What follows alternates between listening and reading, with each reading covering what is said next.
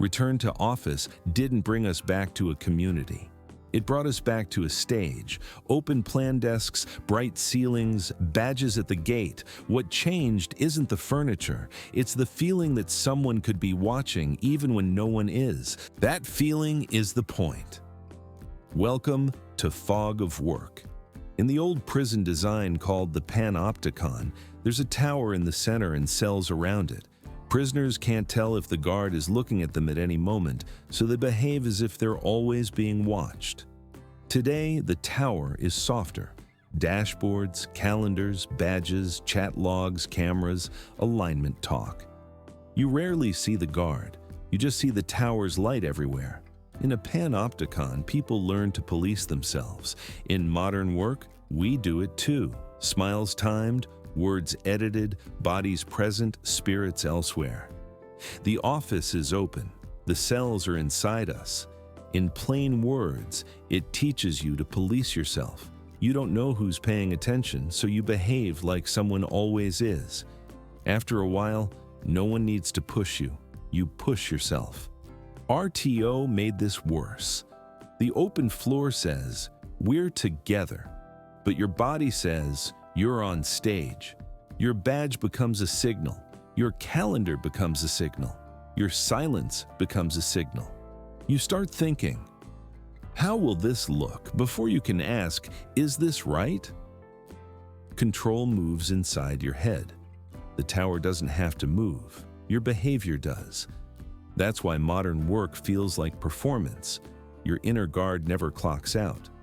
It's not just cameras, it's the little things that add up. Badges and desk bookings, lobby kiosks, Wi-Fi pings. They're for planning, but they also track your movements. Email, chat, calendars. They're for teamwork, but they become a record of your tone, your speed, your visibility. And then there's the vibe layer. People fixing their faces for meetings, speaking in alignment phrases, holding the right posture. No one has to say, "We're monitoring you." The furniture and the software say it for them. Badges become the footsteps outside your cell. Chat logs turn into walls that echo your words back to you. Dashboards feel like the tower's window, distant, dim, but always there. Open offices promised collaboration. What they delivered is visibility. Visibility doesn't build trust, it builds judgment. So you talk less because anything can be overheard. You pitch fewer risky ideas because safe opinions travel better. You avoid the negative person because you don't want their label. You go home tired from being around people and somehow feel lonelier than when you worked alone. The open office becomes a circular cell block, everyone visible, no one connected.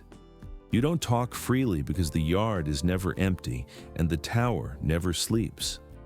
The corporate slides say, "We care about mental health." There are webinars, employee assistance program links, and a mindfulness hour. Nice words, but the day still rewards always on, always ready, always pleasant. You learn to act healthy instead of being healthy. Perform calm, perform positivity, perform resilience while your stomach is tight and your jaw aches. A wellness app can't fix a calendar designed to grind you down. The pamphlet says, "We care." The layout says, "We watch." Even in a supposed rehabilitation model, routines can be designed to break you quietly. It begins small. You rewrite an email 3 times to sound safe. You over-explain a simple choice so no one can blame you. You add friendly emojis to soften a clear point. You hover over send like it's a bomb. Then it spreads. You stop asking hard questions. You stop giving honest feedback. You stop sharing half-baked ideas that might become great. Because what if it fails?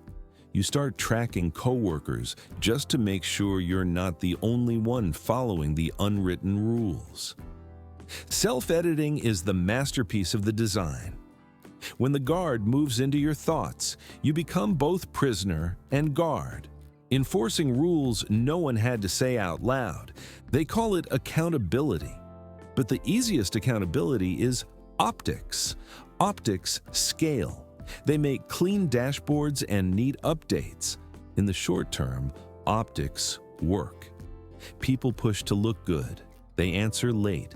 They accept targets that make no sense. They police one another. The machine hums. The cost lands on you. Stress, anxiety, and the slow, sad feeling that your work means less. One tower, many cells, one dashboard, thousands of workers. The appearance of order replaces the practice of trust. If this hits close to home, you're not alone. On Fog of Work, we unpack this mess and share ways to navigate it without losing yourself. If you're finding value here, tap like and subscribe so more people can see it. It helps. Uncertainty does the job. You don't know which metric matters this week, so you try to look good on all of them. You don't know who reads calendars, so you make every entry look purposeful. You don't know who cares about camera on, so you keep it on and burn out quietly. Selective enforcement teaches the lesson. A rule ignored 9 times and used once on the right target spreads faster than any policy. Everyone gets the hint. Everyone performs. The old design never needed a constant gaze, only the chance of one. That's why modern uncertainty about metrics and visibility works like a silent siren. Most fear isn't aimed at the CEO.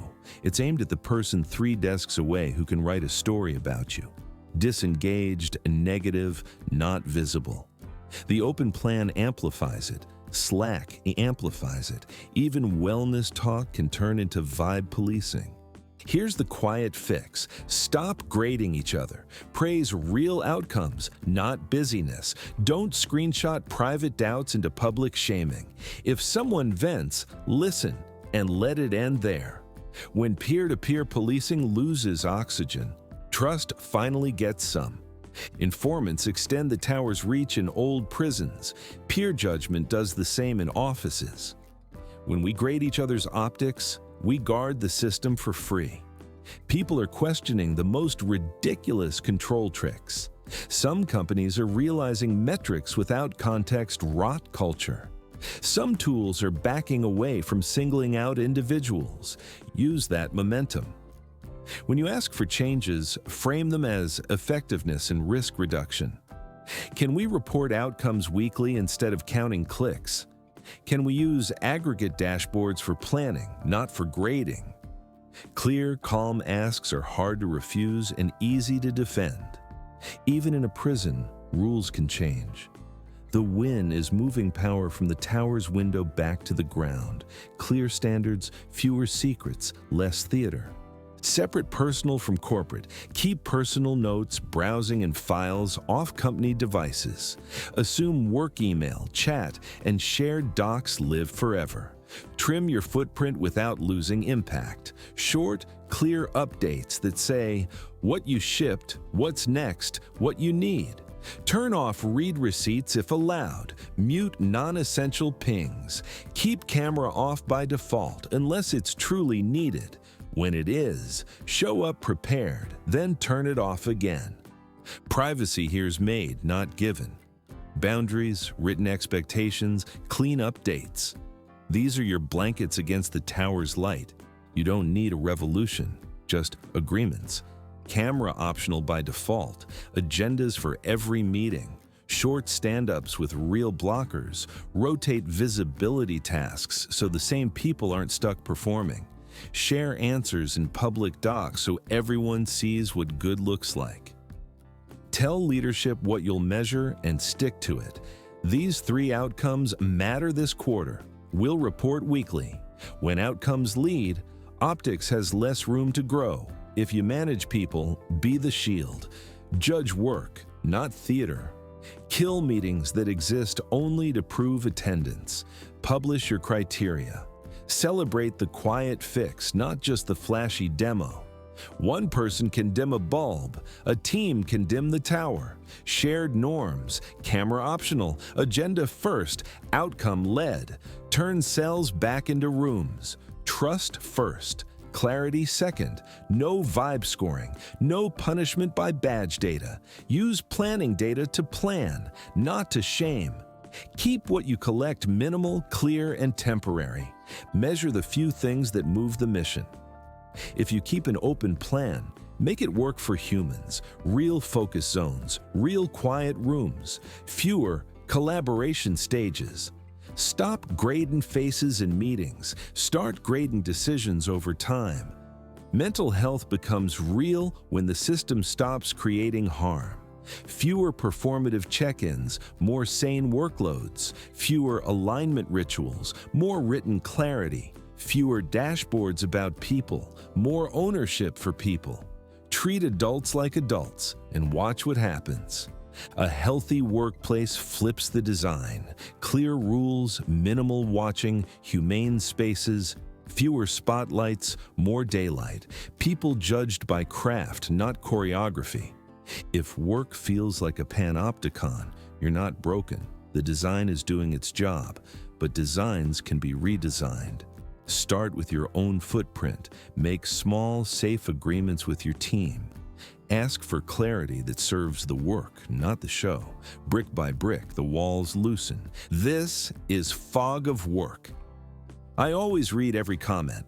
Tell me where the tower shows up in your day and what helped you dim its light. If this spoke to you, subscribe and share it with someone who needs the language for what they're feeling. Then explore more on the channel. Deep dives into corporate control and loyalty theater, the quiet anxiety of modern work, RTO and open space isolation, and how AI and metrics shape your day. We're not meant to live under a tower. Let's build rooms where people can work like people again.